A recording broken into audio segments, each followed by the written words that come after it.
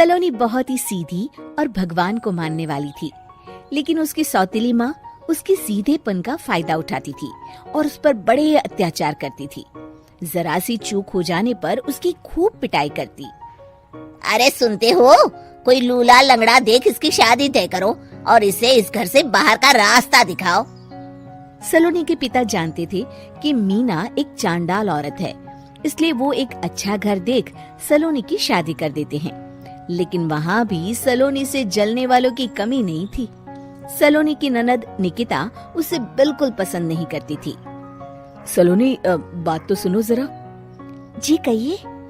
आज शाम को मेरे बॉस खाने पर आ रहे हैं। ध्यान रहे उनकी खातिरदारी में किसी प्रकार की कोई कमी नहीं होनी चाहिए।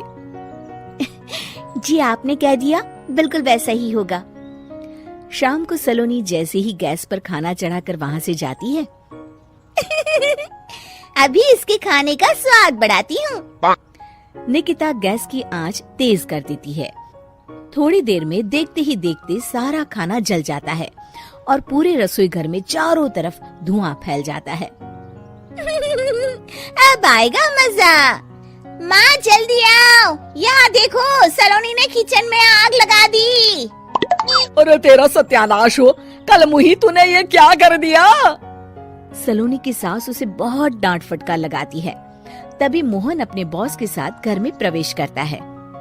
अरे भाई मोहन, ये क्या तुम्हारे घर का क्या हाल हो रखा है? लगता है खाना जल गया है। चलो खाने का प्रोग्राम कैंसिल करो, मैं अपने घर जाके खा लूंगा। सर दरअसल सर मुझे माफ कर दीजिए। अरे कोई बात नहीं, घरों में ये छोटी मोटी बातें होती रहती है।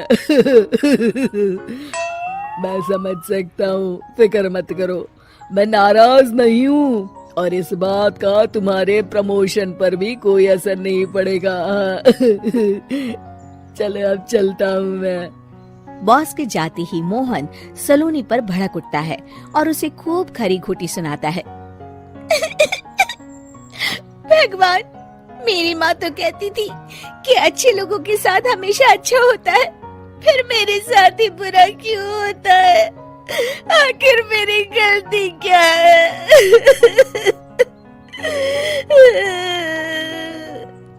तभी आकाशवाणी होती है। बेटी, अब तुम्हें कोई दुख नहीं दे पाएगा।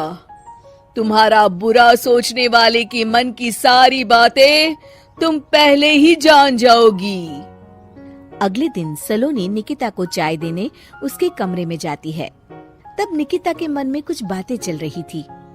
कल तो मैंने सिर्फ खाना जलाया था, अब तू देखती जा सलोनी, तेरा इस घर में जीना हराम कर दूंगी। अच्छा, तो ये बात है, अब इसे सबक सिखाना ही पड़ेगा। कुछ दिनों के बाद, सलोनी, मेरे कपड़े जल्दी से प्रेस कर दो, ऑफिस के लिए देर हो रही है। सलोनी मोहन के कपड़ों के पास प्रेस गर्म होने के लिए रख देती है और अपने कमरे में चली जाती है। तभी हॉल में निकिता आती है। सलोनी चुपके से उसे देख रही होती है। आज अगर मैंने ये कपड़े जला दिए तब तो पक्का मेरा भाई इस सलोनी की बच्ची को धक्के मार के घर से बाहर निकाल देगा। अरे तू क्या मुझे निकलवाएगी? महादेव है मेरे साथ। ठहर जा निकिता, आज तो तेरी खैर नहीं। सलोनी अपने पति मोहन को बुला लाती है और निकिता की सारी करतूत दिखाने लगती है। निकिता गर्म प्रेस मोहन के कपड़ों पर रखकर अपने कमरे में चली जाती है।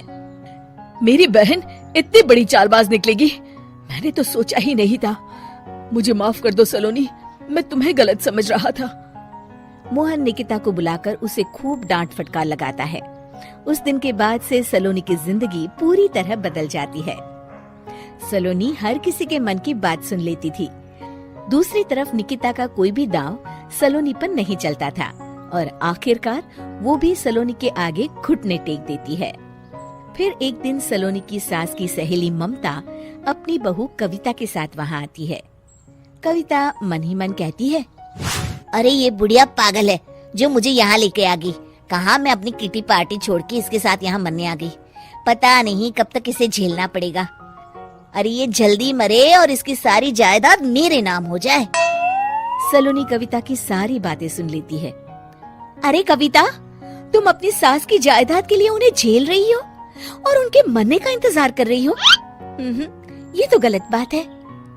सलोनी की बात सुनकर कविता बिना देर किए कहती है, अरे ये तुमने कैसे सुन लिया? ये सारी बातें तो मैं अपने मन से बोल रही थी। तुमने कैसे सुन लिया? बस फिर क्या था, ये सुनते ही कविता के बगल में बैठी उसकी सास उसकी चोटी पकड़ लेती है। क्यों रे कलमुही, तू मेरे बारे में ये सब सोचती है? मम्मी जी, मुझे माफ कर दीजिए। बड़ी आई मेरी जायदाद लेने वाली, मैं आज ही अपने वकील को बुलाकर सब कुछ छोटी बहू के नाम कर देती हूँ। चल घर चल, आज तेरी अच्छी खबर लेते हूँ। इस तरह सलोनी लोगों के मन की बातें सुन लेती थी, लेकिन धीरे धीरे सलोनी को एहसास होता है कि उसके आसपास के सारे लोग एक दिखावे की जिंदगी जीते हैं और सब एक दूसरे के बारे में बुरा ही सोचते हैं। हे भगवान, दुनिया में कैसे लोग हैं? सबके मन छल कपट से भरे हैं। मैं तो लोगों के मन की बातें सुन सुनकर तंग आ चुकी हूँ। मैं अपनी जिंदगी में अब बहुत खुश हूँ।